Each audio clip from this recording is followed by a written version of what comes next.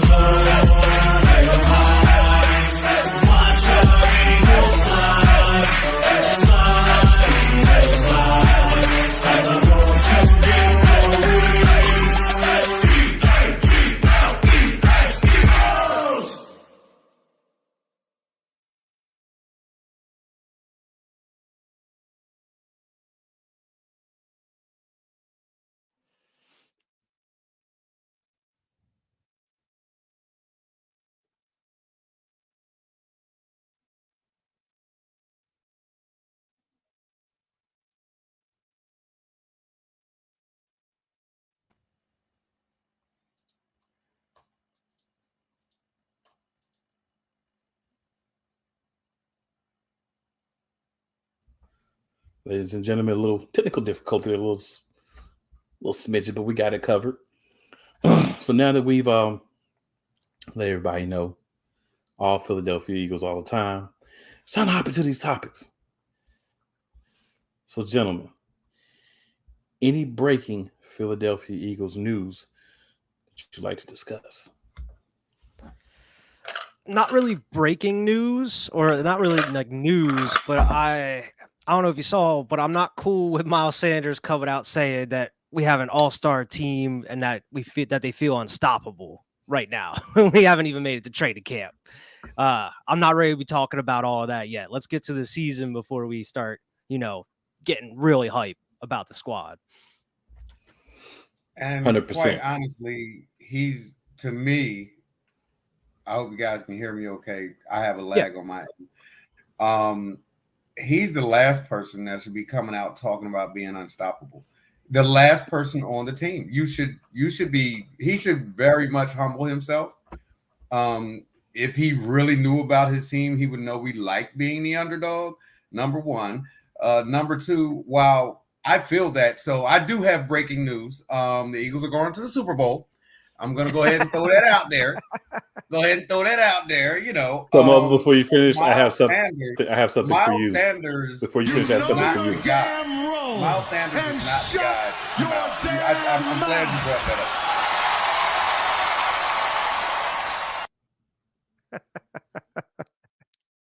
up. Man. But I totally agree with you, Mo.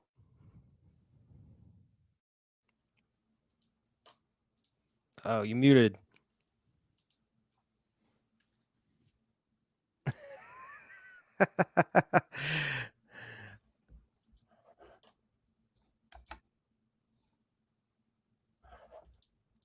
What's going on? That was for Mo and his egregious breaking news that wasn't breaking news. The Super Bowl, did you not smell? You know your damn role and shut your damn mouth. We're not playing the Super Bowl game. We're playing we're trying to get through the regular season. Yeah. Shut your damn mouth, Miles. And then we worry about this. So Yeah. I'm not for all the hype, and we're not even in training camp yet, man. So it's all right. I understand wanting to hype up your team. You say we good. We got a lot of talented players on the roster, but maybe take it a little bit too far, a little too early. If it came from AJ Brown, I probably wouldn't have minded as much. Maybe, yeah. I mean, yeah, I understand. At least it didn't come from Jalen Reagor. First of all, why does he still have a uniform? This dude's name still that on is the a Eagles question jersey? that needs to be answered. We need answers as people. Yeah, we need answers. We really do need answers as to why. As a matter of fact, that's the one thing. That's the one thing. I'm going to still put that on Howard. You get this guy. Who else would you put it on? Who else would you put it on? The owner, Mr. Lurie. A owner doesn't make the decisions on personnel. The owner. Well, let's put it on the wide receiver coach. Let's put it on the wide receiver coach. I don't even want this guy returning kicks. And why is that? And why Because do you want to put on the wide receivers coach? Pray tell. No hands. Oh, is that the wide receivers coach fault? What's he listed as? But is it the wide receivers coach fault that he has no hands? How would that be the wide receivers coach fault? Wide receivers coach fault that he hasn't spoken to the head coach to let him know that this guy needs to go. And what makes you think that he may not have done that? I have no reason to believe that. I'm just going off of what I get. Cool and Wyatt. That's all I know. What I get from you guys. So here's the truth of the matter. Nick Sirianni likes Jalen Reagor. Howie Roseman likes Jalen Reagor. That's why Jalen Reagor is still on the team. It doesn't matter what anybody else says until those two guys get it through their head that this guy does not belong on the Philadelphia Eagles. I also want to say real quickly, Miles Sanders, we're going to need you to stay healthy. Yeah, for an entire 17-game season that interview too, and playoffs. All right, let's not talk about it because I've heard you talk about it. I watched your interview. I want you to do it. Mm-hmm. I don't need to hear you talk about we need to be this, we need to be that, we're this, we're that. I need you to go out there, keep this closed, and show us with those legs and the ability to be available, which is ability so far you have not shown us in abundance. So give us that, and then I have nothing to say. But until you do that, why are you the one talking about something that could be misconstrued as you saying we have a dream team? And we know what happened last time someone said that. So let's not go down that path. Exactly. Know your team history. Exactly. That's why we're not hearing from dudes like Jalen Hurts or AJ Brown saying this sort of thing. Right. Yep. Because they know what happened the last time when Vince Young opened that mouth.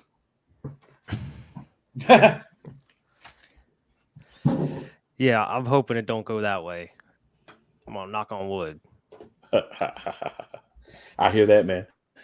So another thing we wanted to get into today, there wasn't a lot of breaking news this week, but there's a lot been going around about the Eagles Mount Rushmore.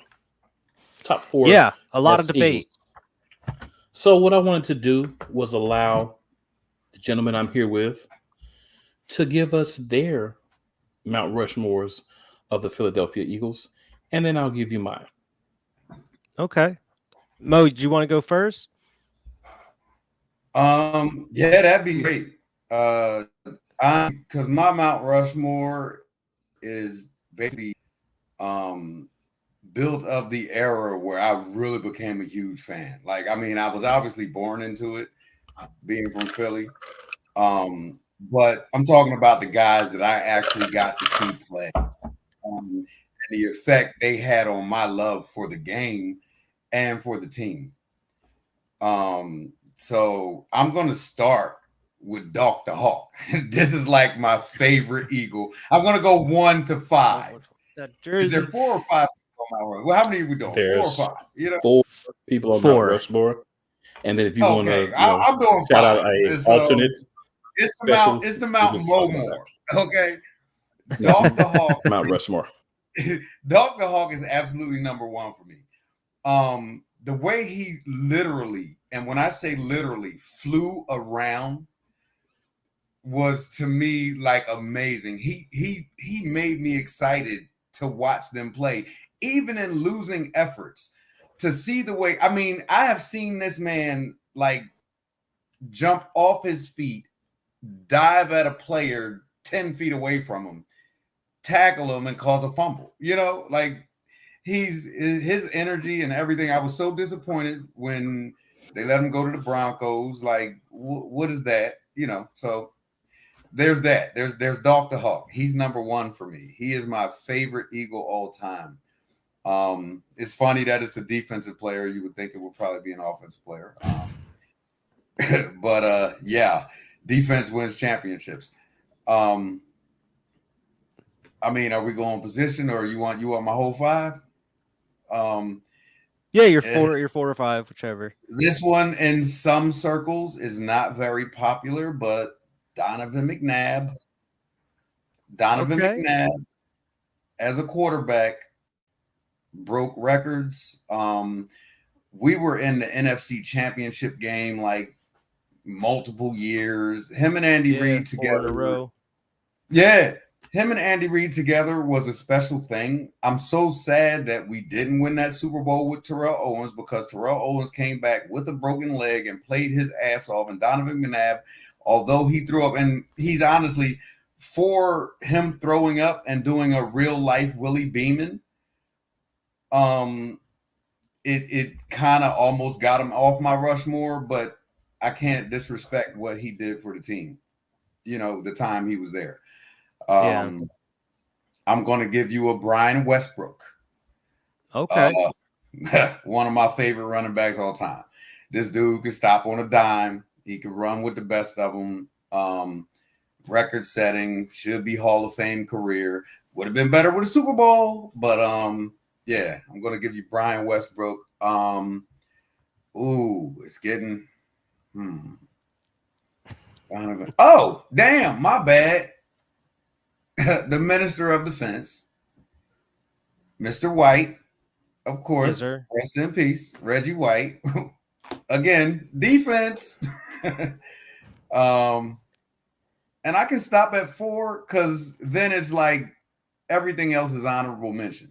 Those 4 right there for me and my love for the Eagles, those 4 have really kind of developed this, you know, how I feel about the Eagles, you know. Yeah. Okay. 2 offense, defense. I threw a quarterback in there. I mean, I had 3 on the state. I had Reggie White on there, so I agree with you on there for sure. I have Brian Dawkins on there for sure. Now these other 3 here, I have Nick Foles on my Mount Rushmore, man. Just because of all, I mean, he's had the weirdest career in the NFL, man. Yes, sir. It's so weird. He's broken a bunch of playoff records that are still out there, and just to witness that playoff run that led to the Super Bowl, and then him out-dueling Tom Brady in the Super Bowl, I have him on there. I know it's controversial. It is what it is, but I'm throwing Foles on there. And I'm also going to throw McNabb on there as well. I agree with you on McNabb. But if I was going to put coaches, I stuck to players. I probably would have put Andy Reid on there. Yeah. But my honorable mention, I actually had Jason Kelce. I would have threw him on there. Ooh, nice. Nice. Like, so I definitely agree with the Andy Reid throw in. While I don't like him now because F Kansas City and F all that, but it is what it is. But I mean, he was the winningest coach we've ever known. Like, I mean, he won a lot of darn regular season and playoff games. Yeah. But man, Kelsey, that's a great throw in. And yeah, good list, Wyatt. I like it. And as a matter of fact, I do want to say this. I was giving mine, I started off in order, but I would definitely move Reggie White up. I would probably have him number 2. And then, like Donovan and Westbrook, because I really believe Dr. Hawk and Reggie White are the reason that I'm such an avid Eagles fan, Yeah, Brian Dawkins is one of my favorite players of all time. No, Man. he's my absolute. His energy, man. If you watch some of the film of just him coming out on the field, he's that guy. Like, we need that guy still. We're going to need that this year. I want to see who it is that takes that, and it's like ignites the entire team, not just the defense, ignites the entire team. Yeah. All right, so I don't have Reggie White on my list because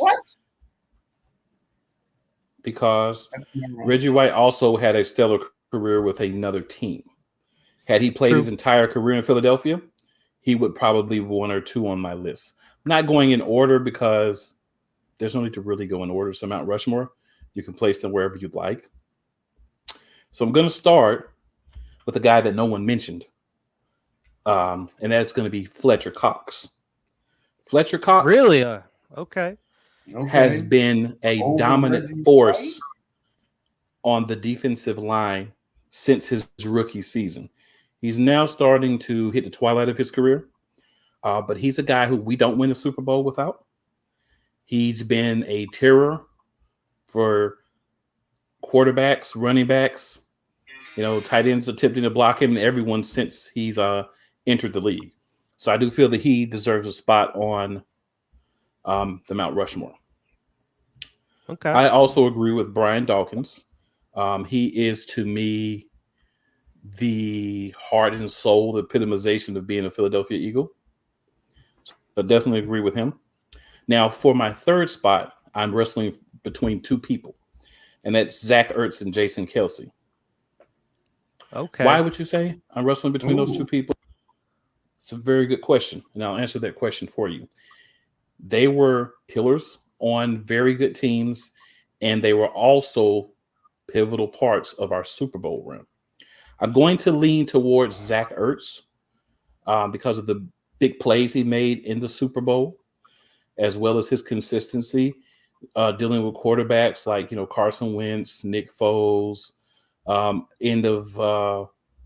he had Vic for a while, different guys he had to deal with, but he still was a guy that put up very consistent numbers no matter who was behind center.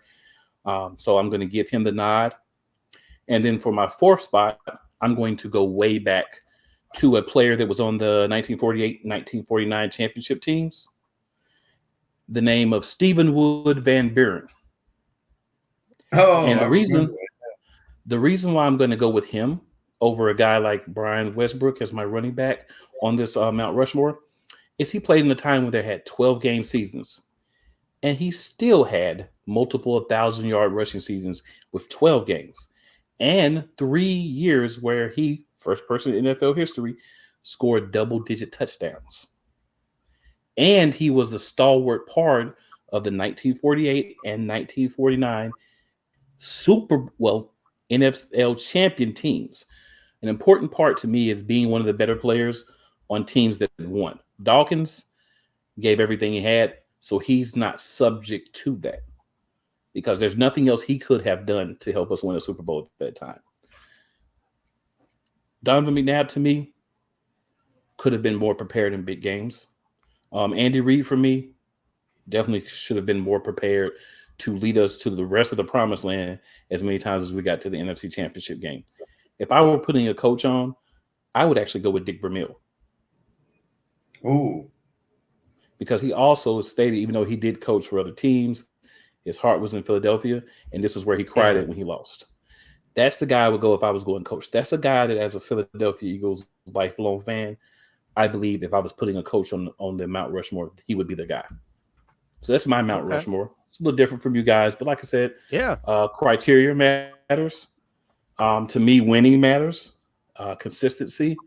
And when you're the first guy to do things, as in the case of Steve Van Buren, you belong on that Mount Rushmore. Yeah, I would. Man, I can't argue with your Can't let your list at all. I just wasn't alive for some of that. Loot. I just wasn't alive for some. How somebody it does, back in the day. Yeah. Well, man, sometimes not being alive is not an excuse. Yeah, it's not. No, I appreciate. Oh yeah, I appreciate your mountain, sir. I actually appreciate it. It was very thoughtful. That's a nice mountain you have. Yes, sir. That's a nice mountain. I like that boulder. That's a nice boulder. You know what I'm saying? Yeah. Got to switch it up sometime, man. Got to switch it up. Well, the fact is, I love every name. I love every player we just named. You love almost every player outside of Jamie Ricker that played for the Eagles. I do think you're slighting Reggie a little bit. I get it. I get what you're saying about him going somewhere else. However, come on, man. Not the minister. You gotta give him at least. He don't even get your nod, your extra just in case. Come on, man. No, Jason Kelce got that spot, sir. All right, I get it. Yep. I don't, but hey. Oh, you get it. You just don't like it because you want certain players to be in certain places, and that's okay. Yeah, man. Reggie is, come on, man. He's the best ever. Stop playing. He's a Hall of Famer, but again, I moved him up to Reggie my White, number 2, and you don't even have him in your top 5. Well, you didn't have him in your top 5 until Wyatt had him, so technically. No, Wyatt had him first. Yeah. I just named it wrong. I said I'm moving him to number 2, but I had him in my top 4. I don't remember Reggie White being in your top 4, sir. Yeah, Mo went first. Sure did. You named Reggie White. Okay. But I named him late. I must have missed him in yours. Yeah, it was late in your pick. But yeah, you went first. Boo, Mo, boo.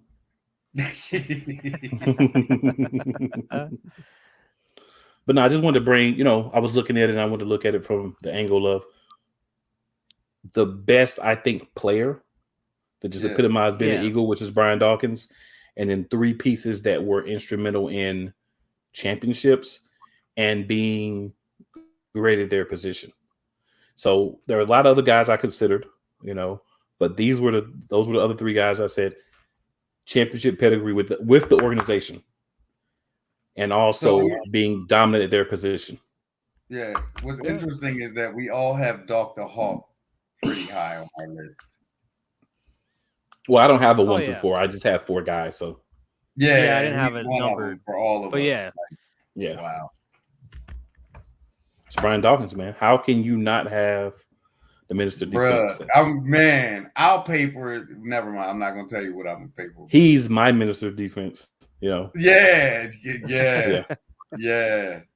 that guy. Yeah, for sure. But you can't go wrong with either list. All the guys that we named are, really great Eagles, all-time great players, and all-time great Eagles, and all of them, for the most part, I disagree with Westbrook and McNabb as far as Hall of Fame. But other than them, I think all of these guys should at least be in heavy consideration for the Hall of Fame. I think Westbrook, length of career. Even Nick Foles? Well, we're definitely not. Say anything. I was going to say, wait a minute. So we're definitely I wouldn't agree with Hall of Fame.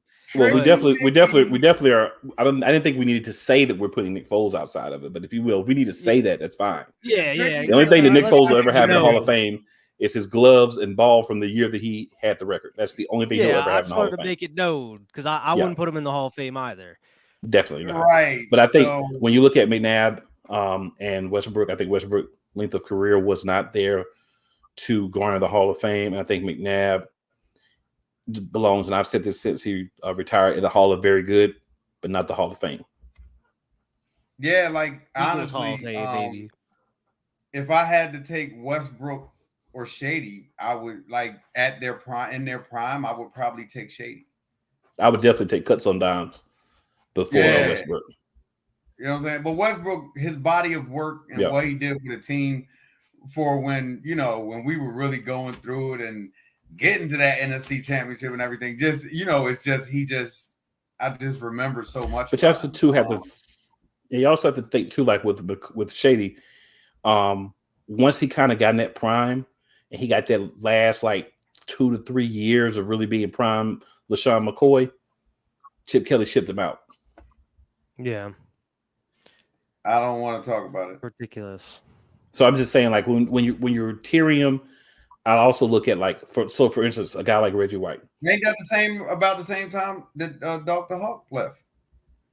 No, Dawkins left. That was after. Yeah, Dawkins had retired by the time McCoy. They were both terrible moves. But I didn't understand it. Dawkins was a free agent, so that was his decision. That wasn't on the Eagles. I mean, if you want to say maybe someone else offered him more and he elected to take more, no, I can respect that. But the Eagles offered him a contract. He's still in the house. Saying? I'm just saying he was offered a contract and he elected to go to Denver. If Denver's was more money, that's fine. I don't have a problem with it for that. But I don't blame the Eagles for that because he was offered a contract. We didn't say we're not offering you a contract. Go find your money. It was offered, Right. That's what I'm saying. So that's why. But for Reggie White, the reason I don't have him is I think about it like you had the opportunity to stay or go, and you elected to go and do the second half of your career with another team. I'm not hating on him for that either. RIP Reggie White. But the fact that you had the opportunity to be there and you weren't there the entire time, I'm only looking at the stats from the time that you were there. And when I compare that to some of the guys who had longevity because they played their whole career in Philadelphia, you just don't quite add up. Like Fletcher. You can call that hate, but the fact of the matter is Fletcher was here his entire career. Everything he's done was for the Eagles. And it's not because he was here. That's why I picked this because of the longevity, he's going to be higher in all the rankings because he actually played his entire career here. So that's the differentiating factor for me. I get it. Does that change if he goes somewhere next year? Bang. Because by the time he goes there, he's not going to be the same. When he going to play a year, 2 years, not going to be the same somewhere else. Yeah, gotcha. That's the most he's got, and those are going to be in a rotational role. He's past his prime. We all know it. No love for Nnamdi Asomugha or Byron Maxwell. So, if we were Eagles doing legends, yo, bizarro, why crazy, yo? And we were doing 5 years from now, Cole might have Rieger on his list. You're on his Mount Rushmore. It's the multiverse, man. Yeah, it's complete different reality. Yeah, it's no longer Facebook. It's Meta. It's no longer Dream cool. Team it's worked out cool, McCain. in a different universe. That would be definitely an alternative universe where Jalen Reagor would be anybody's top anything besides players that need to be released. Top loser? Oh, anyway. The Eagle that we all hate the most. He wins it every time. If it's all time, he's lower on the list, though. All time. Oh, yeah. There's a few guys. There's some guys I could definitely put. Yeah, way above him. I could think of about 15 to 20 right now. A couple of kickers that are on that list. It's not, and he's on it. He's at the top though right now. I put Orlando Scandrick towards the bottom of that hate list. I like that one. Yeah, the thing with Scandrick for me is stand that dude. Nobody wanted you. I love his name, but he never made anything. You came to the team. You weren't really anything. You got cut because you weren't good enough to make the team, and you started hating. He proceeds just to try to take shots at the team every chance he gets. Whenever he gets a chance to even be on TV. Well, all I can say to Scandrick is, it's funny, man. Whoever pissed in your Cheerios, I hope it was nasty. I was like, who is this dude? Who does this dude think he is?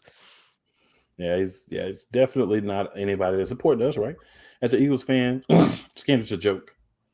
He played Oh, for yeah. the Arlington football team. A whole He joke. came over, and you just showed everybody that you just were a joke.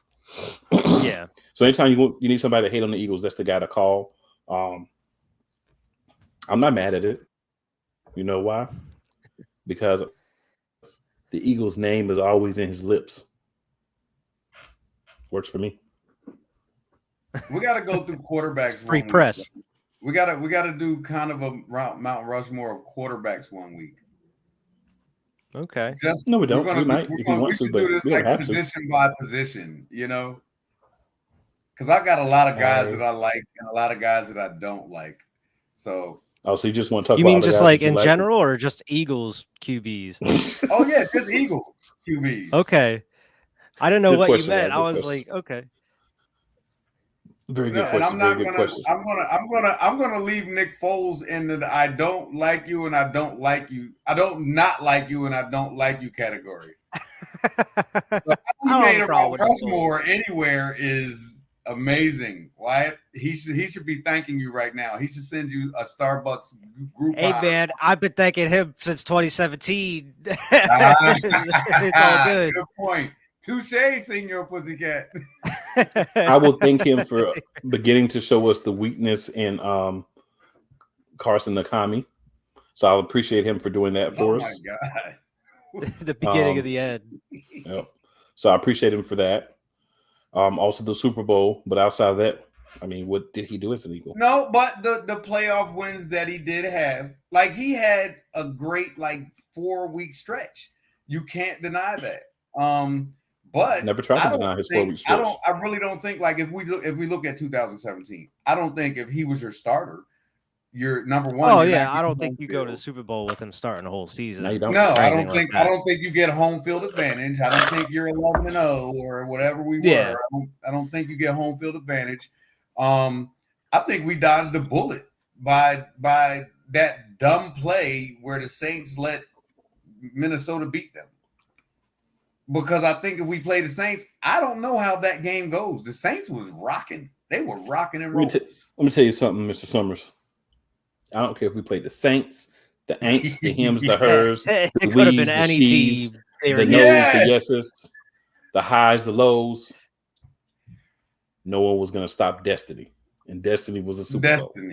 I like Destiny. My bad. Yeah, and I mean that's really why I have him up there, man. It's just that crazy run, and he was the only QB, at least for the Eagles, to go out there and win a Super Bowl, especially against one of the greatest to ever do it. So he should be on the Mount Rushmore when you think about it. I appreciate. Hey, that's up to you guys. I mean, I just throw. I don't think he should be on the Mount Rushmore. I really don't. But he's the only Eagle quarterback to win a Super Bowl, bro. He is the only Eagles quarterback to win a Super Bowl. But as you just stated, if he played the whole season, we wouldn't have been there. He got set up by someone. We know that. We know that. We know that. It was destined. We know that. I don't think Carson would have either made it or won the Super Bowl if he would have started the whole time. Well, truthfully, I don't think he would. Knowing him now, after seeing the rest of his career, he would have. He would have got hurt. I completely agree. He would have got hurt. We don't know what would have happened, but I don't agree with that. We know Carson would have got hurt. It's possible. Like you say, Cool. It was kind of destiny because Tricky Nick, Big Dick Nick had to come in when he had to come in, and he got the job done. And like you say, I really don't know if Carson would have gotten the job done because I think he's a little soft personally. Yeah, and truthfully, there's two people that we don't give enough love to for that Super Bowl, and that's the two starting wide receivers. Alshon Jefferson, huge. LeGarrette Blount, huge. Yeah. Torrey Smith was big for us, and even Nelson Aguilar made some big plays in that game. There's a lot of people. It was one of the best team efforts just through the playoffs and the Super Bowl. It was one of the best times to see my team play together. Corey Clement, he had that bomb catch. Yeah, big catch. Yeah, it was the environment. They were a band of guys playing together for each other, and that's what it takes to win Super Bowls. And that's what they had. They were able to say, you know what, if you make the play, you make the play. If you make the play, you make the play. You make the play. It doesn't matter, just as long as the play gets made. Everybody was happy for everybody else. You don't get that a lot anymore, and that's why you see a lot of teams not be able to sustain success outside of New England because they have that mentality. They do cheat, Right. but they have that mentality as well. They have that we're together as we cheat mentality. Yeah. They cheat together. So that's, they hold it down. Now, gentlemen, it is time to discuss the first of our two games today. And that's going to be the Philadelphia Eagles versus the New York Jets. For the first time, I'm going to enjoy both of these games. I know. That's what I was going to say, man. This is actually the first week where we got 2 dubs in a row we could talk about.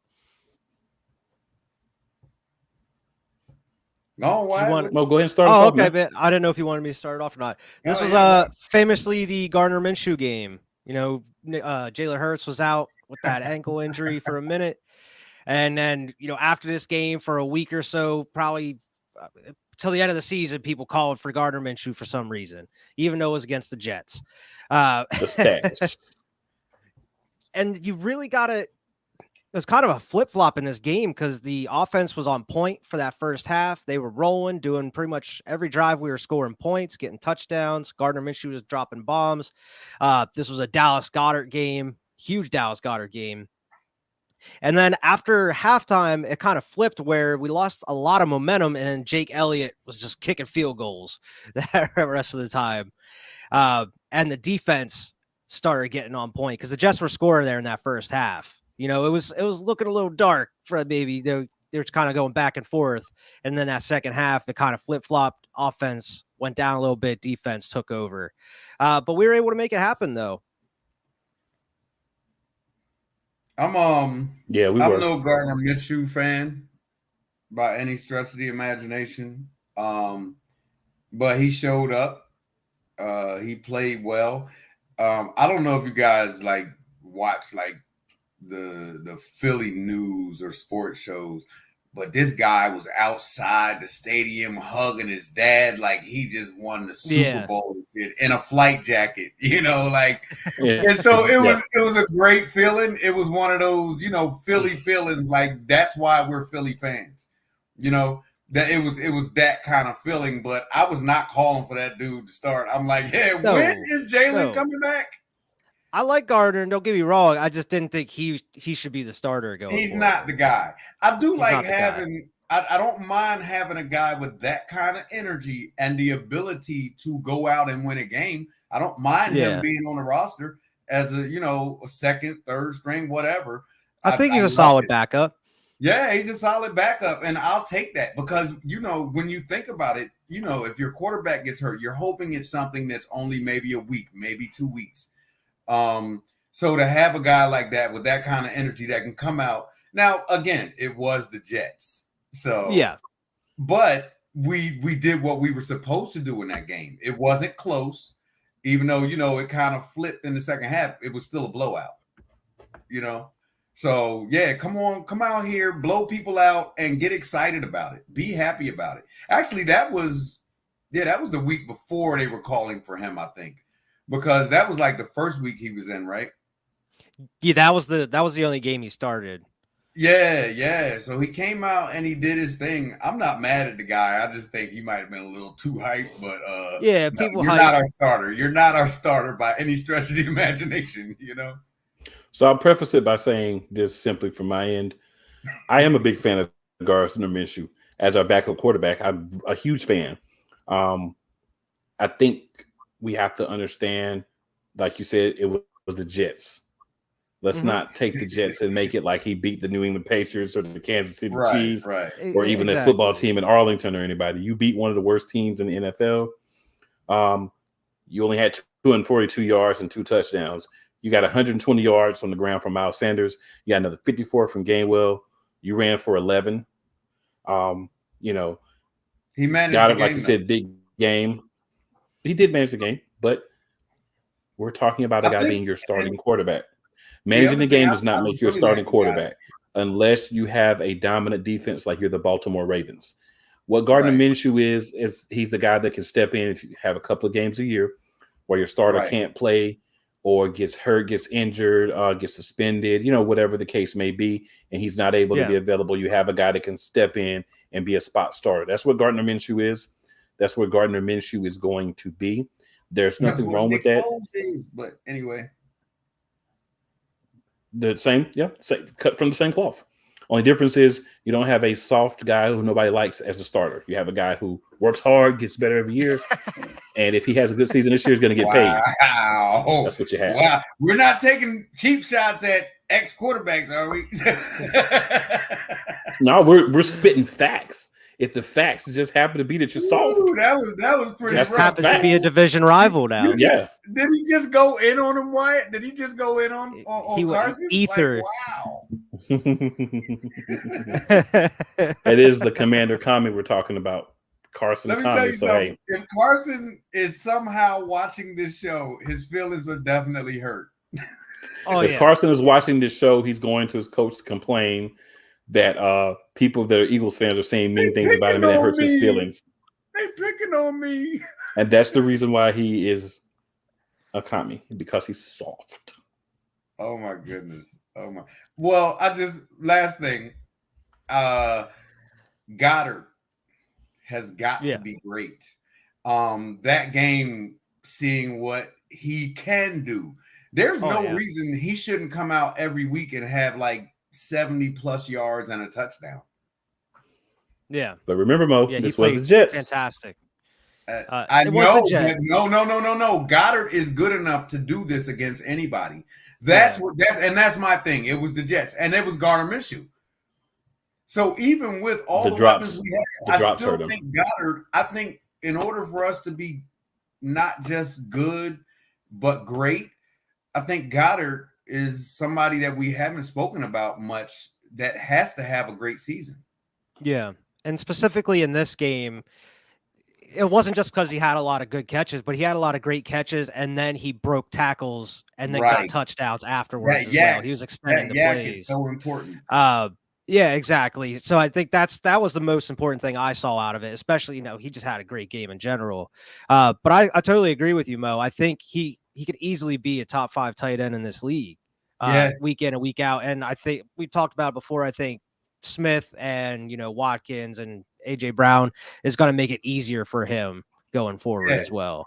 There's going to be times where he's just wide open, like I'm just dumping it off to this guy, and that yard after catch is going to be important for everybody, but for him, it's paramount.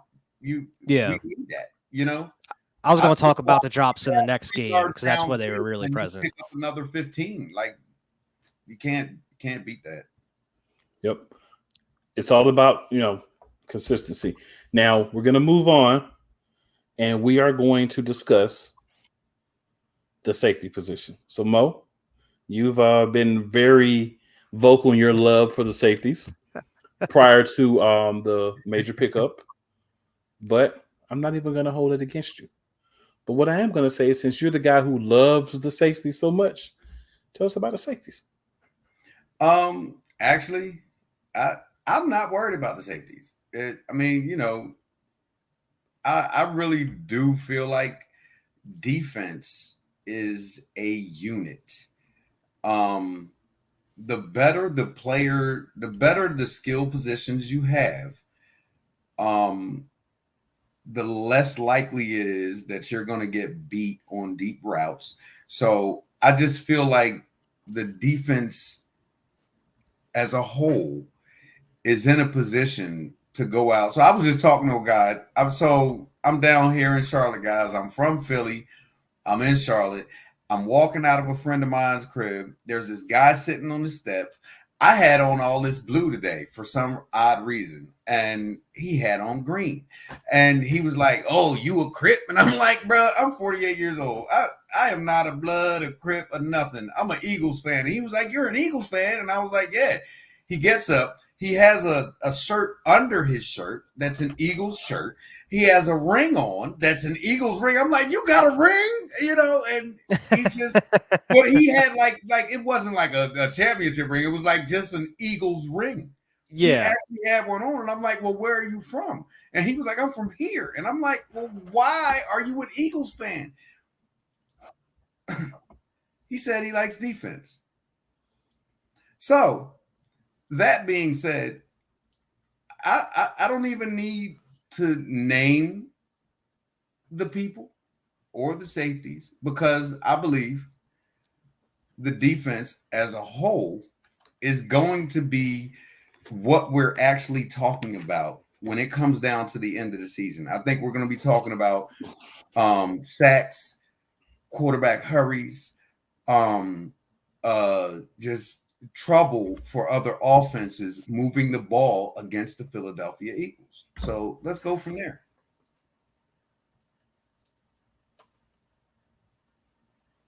Okay. So the one real quick thing I'm going to say, completely disagree. 1,000%, 1,000,000,000%, 800 quadrillion%. Disagree with all that. That's the best you're going to get today, man. That was a bag of bullshit, but don't worry about it. Yes, that's exactly what that was. So right now, our starting safeties are oh my god. Anthony Harris is starting at strong safety, and Marcus Epps is starting at free safety. Yeah. I think some interesting things about it is Tart just got there. Jaquiski's Tart just got here. So I think that's a big part of it, learning the playbook, learning everything. Kevon Wallace is the backup at free safety. So I think that's a battle between those four guys to see which two are going to win, because I think Kevon Wallace, had he not got injured last year, may already be the starting free safety this year. But either way, he's going to play major minutes. Hopefully, Tart and Wallace, if they don't win the starting battles, if they're not able to overcome the starters right now, they're ready to get in, get their plays, and make things happen. And then behind them, Jared Maiden is the third string strong safety, and Andre Chachiri is the third string free safety. So Wyatt, what are your thoughts on the safety position and not just a story and some whatever else we just got? I was actually surprised to see that Jaquiski wasn't listed as like a starter on here. But I like Marcus Epps. He had a couple turnovers last year. He's been playing all right. Anthony Harris has been okay. Last year was his first year with us. We got him from Minnesota, right? Yep. Yeah, he was okay. Like, he's serviceable. Now I'm interested to see what Jaquiski brings to the team here. Kevon Wallace, he has a lot to prove, I feel, because he's been dealing with some injuries lately. So I think as long as he can stay healthy and he takes advantage of the opportunities, like you said, he could become that starter going forward, maybe overtake Marcus Epps or Anthony Harris or something. I don't really know too much about Jared Maiden and the other dude, Andre Chacheri, or however you pronounce his name. But I think just those four dudes that we mentioned, I think that's solid safety depth right there, as long as they stay healthy and play decent. And to further elaborate on my point, we always have a safety in reserve. I mean, we've got Jalen Rieger. He can play safety, right? We'll put him somewhere. It does not require hands to play safety because you don't have to at all. So, Mo may have a point there. He's always been a wide receiver. I don't know if I would want to transition him to a safety. We could just go grab our third string safety and probably get more production. But for me, I like the duo of Anthony Harris and Marcus Epps as of now, because they know how to play together and they understand where the roles and where they need to be. So that may be a deciding factor and something that's important training camp in the beginning of this season. But I think the depth in Tart and Kevon Wallace is major. I've heard that Jared Maiden had a good offseason. He's a guy that may, if they end up keeping 5 safeties over Andre Chacheri, at least as of now, from what I've heard, may be that guy. with the ability to play strong and free safety. But also a lot of this depends, I think, when you get past the second string, it all depends on who's released, right? Because right now we're looking at these positions and we're saying all the ways based off now, because once we start to have cuts, we have guys that may be targets that the Eagles wanted, they weren't able to get in this year or past year that become available because of being cut. That's an important time for teams to shore up these third string positions and sometimes even, your backups. So I think what we're looking at now, I think Tart brings a lot of savoir-faire, I'm going to say, a little French for you, to the position, because he's a guy who's played on really good teams. I don't know what it means, sir. And a little flavor, sir, a little bit of spice, a little something different, something noticeable. That's what it means. Je ne sais quoi. Want to use something different. Everybody says je ne sais quoi now. Like that's normal. Yeah, savoir-faire. No one says that. Yeah. No one says savoir-faire. No one says that. Yeah. Oh, so, well. Yeah, you got to put a little savoir-faire. Yeah. It's good to be able to educate you every once in a while, man. That's what we're here for. But I just think the group is actually really well. I like this group together. That addition kind of gives me a peace of mind, whether he's a starter or whether he's, the second string. The fact that, he brings experience and quality to this group that needed it. Unlike one of my co-hosts, the one on the bottom, I knew the safety position needed to improve. So I will just say to him, he said it. Mojo, I said it might not have been necessary, but you also said that same day, you said, I think they're going to address it quickly and we're going to see it early. And it only took like 2 weeks from when you said it. So I find that very impressive as an analyst, as a, somebody who really just follows this. Yeah, you get kudos, brother. Praise, all, Paul, fair, my bro.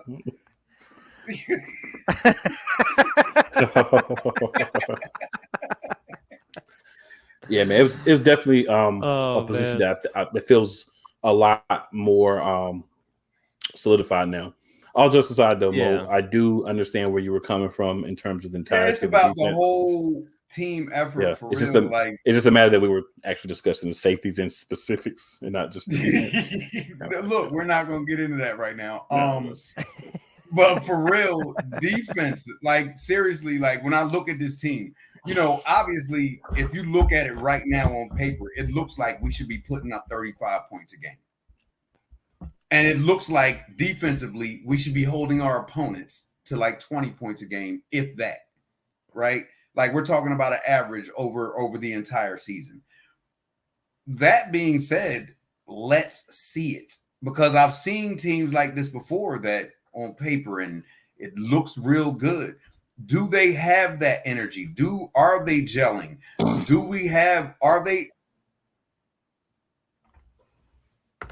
Are they gonna get it done? That's the bottom line. And burnt toast himself, Nandi Afsama. Hey, look, I'm ready. And I think they're ready. Like listening, Miles Sanders said it.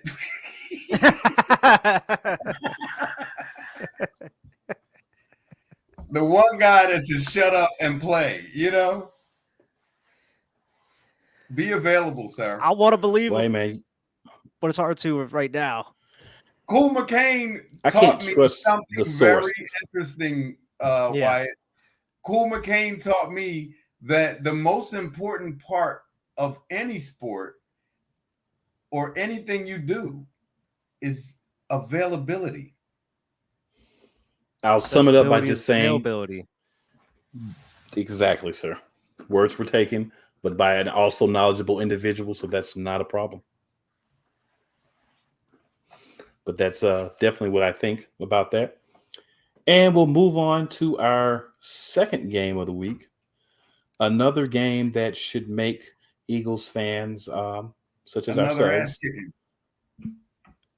Well, we'll just go with that then. It was week 15 against the old Washington No Names, because that's what they were when we played them. So we go 6.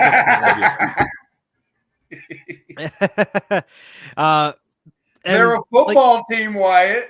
Yeah, the no name football team. They're just a football team. But this, going off of Cool's point in the last game we talked about, you really saw a lot of Goddard's big drops in this game on 3rd down, 4th down. It happened a couple times in this game specifically. He did have a couple big catches. I don't know how he came down with that like Hail Mary ball that Jalen Hurts threw. I still don't know how he caught that one. But he had a lot of big catches. Like the one was like 3rd and 1, and he hit him right in the hands, and he dropped it. That's enough. I mean, he just got to get better with that, and that's just consistency, getting work on that through the offseason into this next season. Hopefully, we don't see too many of those kind of plays here this season. But the offense, it started very slow this game. We let them put up some points real early. I think it was like 10-0 before we finally got on the board there. But then from there, once we kind of got that rhythm, we were able to start putting up points, and they weren't able to catch up to us at that point. But the defense, they started putting pressure on the QB. Finally, we saw that last week towards the end of the game with the Jets. Yeah. So it kind of transitioned into this game right in the middle, as it did against the Jets. It seems like we're always a second half team. We've talked about that before as well. What's interesting is while we're going through these games, it's been too many games where it's like we let people jump on us before we jump on them. Like, don't let people put up points. Don't let them come out in the first half and get on you like that. Like, if I'm saying we can allow, I'm thinking under 20 points a game to our opponent on average, and we, I'm thinking more like 15, but I think it would be over speaking to say that, but I think the defense is going to be that good. I really do. I'm really excited about what the defense is going to provide us this year. I would love to see Jalen Hurts have an amazing year and everything like that, but I'm really interested to see what the defense does this year, how good they are, because quite honestly, if you want to win a game, stop the other guy from scoring. Yeah. I don't care who we play. I think that the defense is that good when you look at them top to bottom and the depth that they have. You can move guys around. They're going to do like they did last year where they're resting people. The guys are coming in on different plays where you're not just running somebody, 50 plays a game. No, he's only playing 25 and somebody else can slide over. And, just looking at the options that they have with the versatility of the entire defensive unit for me is something that's paramount. And I think some teams or maybe some defensive coaches don't really buy into, but having that type of versatility and that type of depth is what gets you deep into the playoffs. Yeah. And I mean, I think the defense was a big part of why we won this game against them. Yeah. Because when the offense got rolling, it was because they were evenly distributing the ball. They were running very well. They were taking their chances in the passing game. Miles Sanders, he had a lot of big runs in this game. But one thing I did notice is just his decision-making. The one play he was running, Kelsey was paying for him, and all he had to do was follow him, but he kind of broke off and then he got hit. Where if he would have kept running with Kelsey, I think he probably would have got a touchdown, if not close. But there was another one. I don't know, and I'm starting to wonder if that's fixable. I don't know. It's just bad decision. If you have a running back that just does not hit that hole when it's there, while he's very talented, he's doing himself a disservice. Yeah. And he had another big run in this game as well, where he was wide open. And he had one defender that I think he could have went around, but he hesitated in the middle of his run, where if he would have just plowed through and just kept going, he probably would have got the touchdown on that one as well. It just seems like he's second guessing a lot. And it's weird seeing a running back second guess himself in the middle of a huge run like that. Who does that? Like 2 times. Well, the problem, you have to realize the problem too is it's in his mind. we're later in the season. He's hearing all the stories. He's seeing everybody talk about how has the most yards in NFL history without scoring a touchdown and blah. So it's kind of in your mind by then. But that's the thing interesting is, because I got a friend that always talks about how he's a great running back, but he can't find the end zone. So one season doesn't make a career. He's been here more than one season. Very, very good years. And so, and he's better. But this season was definitely a struggle for him. But like I said, once you start to hear those thoughts in your mind, it affects how you play. And if people understand your mind and you start to overthink about it. So I know it's not the topic. We're talking about that game. However, actually, do you think perform on the field? Season? The game is something we always talk about. It's mental, and that's the part that needs to be affected. I don't know because I don't know if he's going to be healthy or not because he showed me that there's something he can't do. So I don't. I'll have to take a complete wait and see approach with Miles Sanders as we just don't know. We don't know what we're going to get from him this year because we don't know if he's going to play, period. The strange if he's healthy the whole season, it's a good possibility. But I still don't see him because of the deficiencies. Touchdown, I think we're good. Because of the deficiencies in his running style, I don't see him. I mean, I can see him having a breakout. So sure, he can have a great season, but still not be what we need. I don't know. I just hope they kind of use a committee of a bit. I want to see more Gainwell. I want to see all these guys get running time. I don't want to see him just that he's the one. It's not going to work. He's either going to get hurt or he's going to disappoint me because he doesn't hit the hole hard. So I'd like to see. Well, I'll say this. If we look at the game that we're discussing, he had 131 yards. He averaged 7.3 yards a carry. Howard had 3 less carries, only had 69 yards. Neither of them scored a touchdown. So I'll simply say this. You have to realize as well, when we talk touchdowns, Miles Sanders, whoever you put in that backfield, they're not going to score as many touchdowns as they would on another team because you now have a true dual threat quarterback. Those goal line touchdowns, he's sneaking those up. Yeah. So unless you're getting 5-10 yards out, reverses, tosses, things like that, you have to do things differently to get those touchdowns in that situation. The first play that the Eagles are going to call is a run play with Jalen Hurts. So you're not going to have the ability to get as many touchdowns as you would on a team where you have a more traditional quarterback. But also in the big plays in the field, you have to also think Miles Sanders is a guy who's hurt a lot.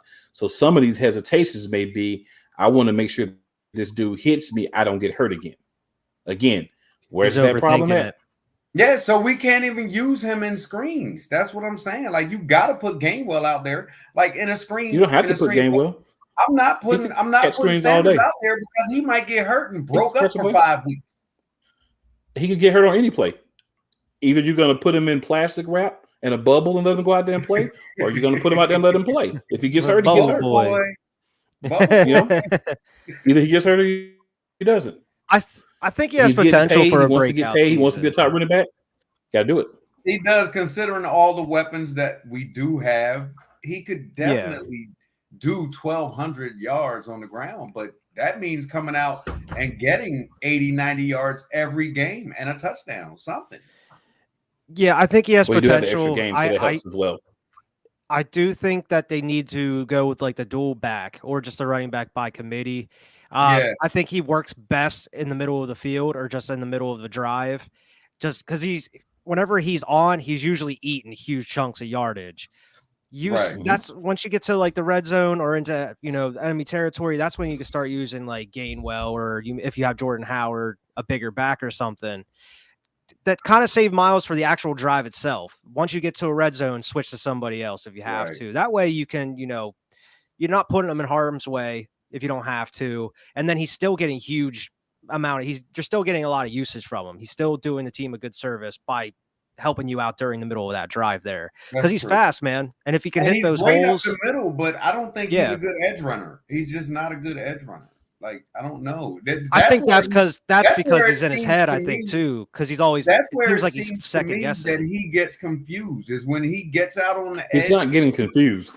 You can't I don't know make where that you get turn, confused from. and he doesn't turn It's at not the right confused. point. I'm like, cut, Yeah, that's not and he doesn't confusion. do it. It's not confusion.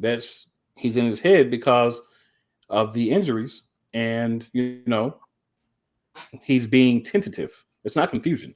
Confusion means that he doesn't know what he should do. He knows what he should do. He's just hesitating to do it. That's not confusion. I don't know. I've seen him run, and sometimes it looks like confusion. It does. I've never seen it look like confusion. There's no way that you're running full speed and there's this hole and you stutter step, and like, it's one thing to cut, it's another to stutter and not hit it. Like, come on, guy. You're grown. But that's not confusion. That's not feeling like you can get what you want by taking that opening, even though it's there. So this is Again, somewhat of being poor timid. decision making. Yeah, it's all not here. quick enough. It's not quick enough. It's not quick. It's that the second guessing. This all goes back to the second guessing. He hasn't had a year in the NFL where he hasn't been hurt. At least missed a couple of games. Yeah. That's always on his mind. He had a year where you're getting deep in the season, haven't scored a touchdown, everybody's talking about it. That's all in his mind. It's mental things. If there was a physical issue, that's one thing. Then that means, we got a guy that either he's got to get healthy, he's not, and we still got him out here, we need to sit him. But if it's a mental thing, that's just something he's got to work through. He didn't work through it well last year. That's what I'm saying. The mental part and the injury possibilities. That's why I don't know what we're going to get from Miles Sanders this year. But if we do run by committee, what the committee gives you is different looks.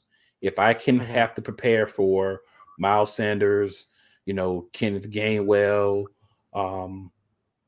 whoever else, I forgot to compare for 3 or 4 different running backs. Jalen Hurts. Then I have to look differently. If I only have to prepare for Miles Sanders, then I can watch only his running style. I can spend all of my time focused on him. I think another problem is later in the games, he doesn't get enough runs. Once we get to that in the third, fourth quarter, when the other team's starting to wear down, give him the ball. Let him eat. He's especially when it's a close game or something like that. Even if it's a blowout. Give him the damn ball. Even if it's a blowout, put him on the bench. If we're blowing somebody out, put his weak ass. Put him on the bench. Run Gainwell and Scott and Hurts, and if it's something like a situation like that would have to be a close game for me to leave him in. Because for me, you want your best running back, and he is the number 1 running back on the depth chart. So that means he's the best running back according to the people who analyze the running backs for the team. He needs opportunities where it's like, all right, let me go out here and get some yards. Let me eat. Let me get some confidence as well. I'm not saying you play him through the end of the fourth quarter, but end of the third quarter, the beginning of the fourth quarter, let him go out there and eat a little bit. Let him get some confidence up. Let him get some yards. Let him get some stats. Yeah, because you say on one end, one to have 1,200 yards. I think he can be a 1,200-yard back. But I'm putting up a whiteboard next week. Hey, cool. I'm putting up a whiteboard. Then what are you going to do? I'm going to put up a whiteboard next week, and the first thing I'm going to put up is Miles Sanders 10 touchdowns, over or under. I don't know. I can't call it because I don't know how healthy he's going to be. It needs to be over if we're going to the Super Bowl.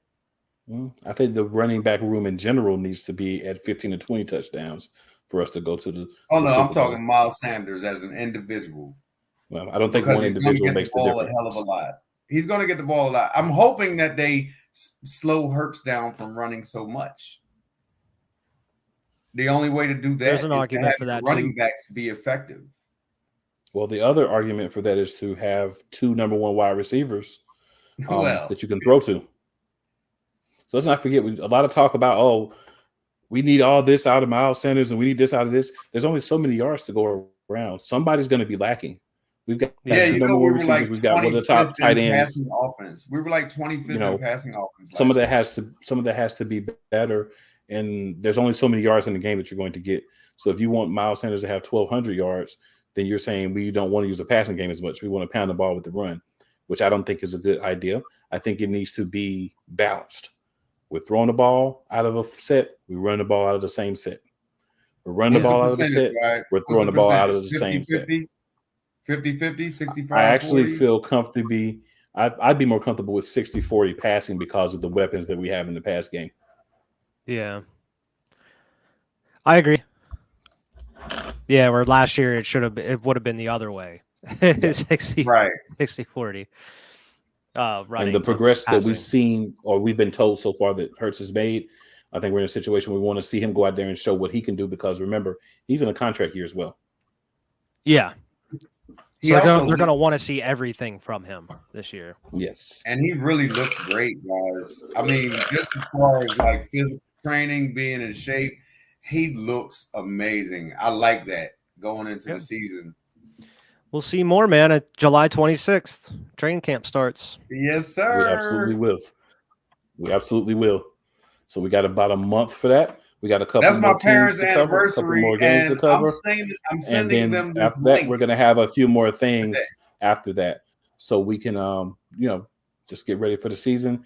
We'll go through, once we get through with all the games, and we'll just do a little review on different sides of the ball, different things, just to get y'all primed and ready for the season that's coming up. Because at the end of the day, it's all Eagles all the time. You want to be elite when you're around here. Wyatt, let them know where they can find you, and then Mo let them know where they can find you. Yeah, as always, you can go find me on Waves 5 Media channel on YouTube. Squad Pod Sports premieres every Thursday. We're going to be covering all the news from all the sports, across all the sports world every week, all the biggest stories. So go check us out. You can always find me here with Cool and Wyatt, of course, but you can also check me on Instagram at Mr. Mojo 2020 or on Twitter at Mr. Mojo. And that's it. Or on Facebook, Mojo. Holla at your boy. Fly, Eagles, fly. You can catch me on Twitter at Cool McCain. A couple of big announcements I want to drop for you guys tonight. Going to be another show. It's going to be Saturdays at 9 p.m. that I'm going to be a part of. It's going to be called the NFC Beast Show. We're going to cover all things NFC East. I'm going to be joined by Sam Shady from Shady Sports Network, Wise at Healthy from Real Wise Radio, as well as Couch Coach Chris Powell. So be on the lookout for that show. And then as well on Tuesdays, starting the week before the season, be ready. NFL Matchup Madness is on the way. More to come. And with that, I'm going to use the words. Well, I'm not going to do that tonight. I'm not even going to do that. I'm just going to say we'll holler at you, good people. We'll see you next week. Thanks for watching the replay. Thanks for watching live if you watch live. And good people. The end. If you haven't hit subscribe yet, let's roll. Please go ahead and click that subscribe button at the bottom.